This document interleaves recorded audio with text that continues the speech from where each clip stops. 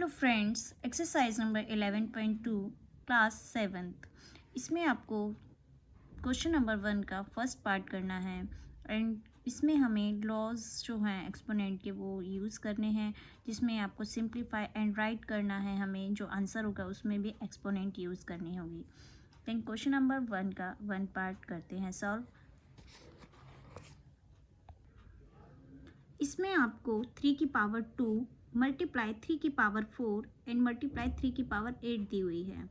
इसमें ध्यान देंगे तो सारे बेस हमारे सेम हैं एंड इसका लॉ है जब आपके बेस सेम होंगे, जैसे कि अगर आपका बेस a है और इधर भी a है और उनकी पावर m और n है, इसका मतलब ये है कि बेस आपके सेम हैं और जो पावर्स हैं वो आपकी डिफरेंट है। तो इस केस में आपको क्या करना है, एक बार a लिखेंगे एंड दोनों पावर्स को प्लस कर देंगे, यानी कि बेस को हम एक बार लिख देंगे और दोनों पावर्स को प्लस कर देंगे।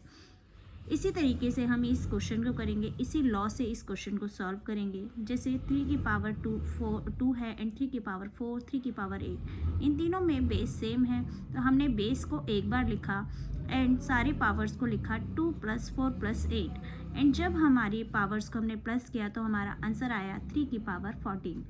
तो इस तरीके से ये आंसर होगा। ये है इसका, जब बेस सेम हो तो पावर्स को प्लस करनी है और जब केस आपका मल्टीप्लाई में हो तब। नेक्स्ट क्वेश्चन करते हैं हम 1 का सेकंड पार्ट। इसमें हमें ध्यान देना होगा, हमारे बेस सेम है तो हम लिख देंगे यहाँ पर a की पावर क्या है हमारी m एंड अगेन यहाँ पर बेस सेम है तो यहाँ लिख देंगे a की पावर है हमारे पास n।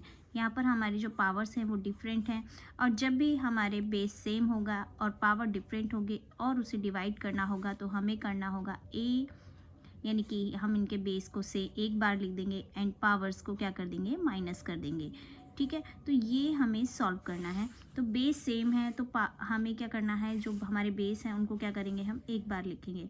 तो हमने लिखा बेस को एक बार एंड जो हमारा पावर्स हैं उनको क्या कर देंगे, -15 -10, 15 - 10 करेंगे तो हमारा क्या आएगा, 6 की पावर 15 में से 10 गए तो 6 की पावर 5।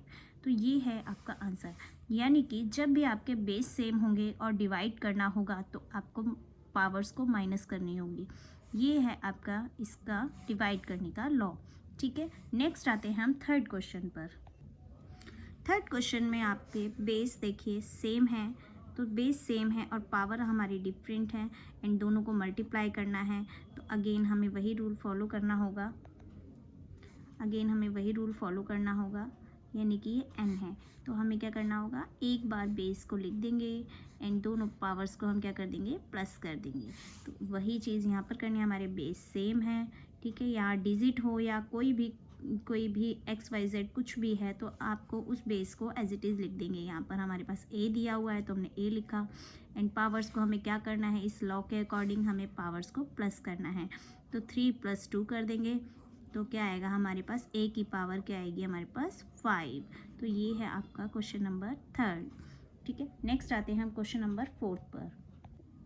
इन क्वेश्चन नंबर 7 है, फोर्थ है आपका। इसमें बेस आपके दे रखे हैं a एंड अगेन बेस हमारे सेम है दोनों एंड इनकी पावर डिफरेंट है। तो यानी कि इसकी पावर है m एंड इसकी पावर है n एंड जब इस तरीके से क्वेश्चन होता है तो हम क्या करते हैं, एक बार बेस लिखते हैं एंड दोनों पावर्स को क्या कर देते हैं, प्लस कर देते हैं।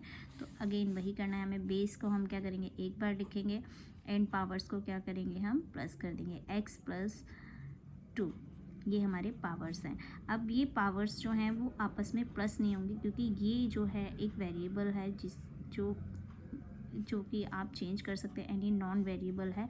तो आपका जो आंसर है वो बनता है x + 2, 7 की पावर x + 2। ओके, देन आते हैं हम क्वेश्चन नंबर 5 पर।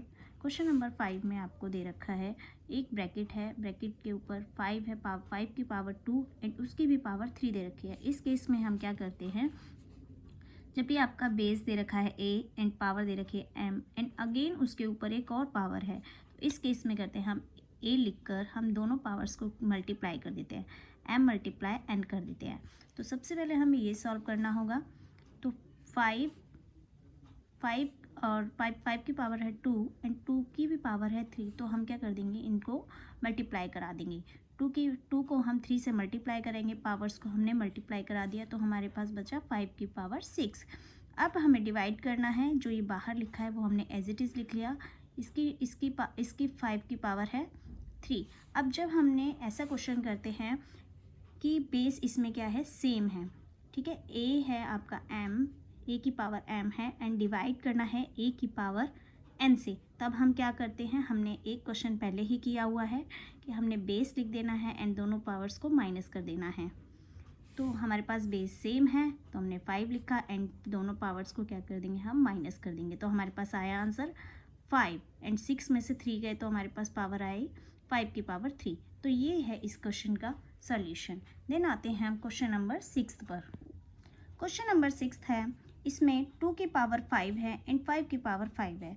थोड़ा सा ध्यान देंगे, इसमें हमारे बेस सेम नहीं है, यानी कि a की पावर है हमारे पास 5 एंड मल्टीप्लाई करना है b की पावर है हमारे पास, a की पावर को m रखेंगे हम, एंड b की पावर भी क्या है हमारे पास m, यानी कि सेम है। पावर जब सेम होती है और बेस डिफरेंट होते हैं तब हम क्या करते हैं, हम बेस को मल्टीप्लाई करा देते हैं ए बी। जब ए बी को मल्टीप्लाई कराएंगे तो ए बी आएगा और इनकी पावर्स को एक बार लिख देंगे, ठीक है। तो ये है इसका लॉ, जब बेस अलग अलग हो और पावर सेम हो तो बेस को हम मल्टीप्लाई करके एक बार पावर लिख देते हैं।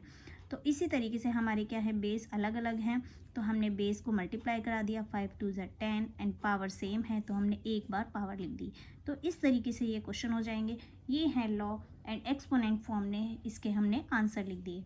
तो आई होप आपको ये चैप्टर समझ में आया होगा, एंड आया होगा तो आप मेरे चैनल को प्लीज़ सब्सक्राइब करना, लाइक करना। Okay, thank you.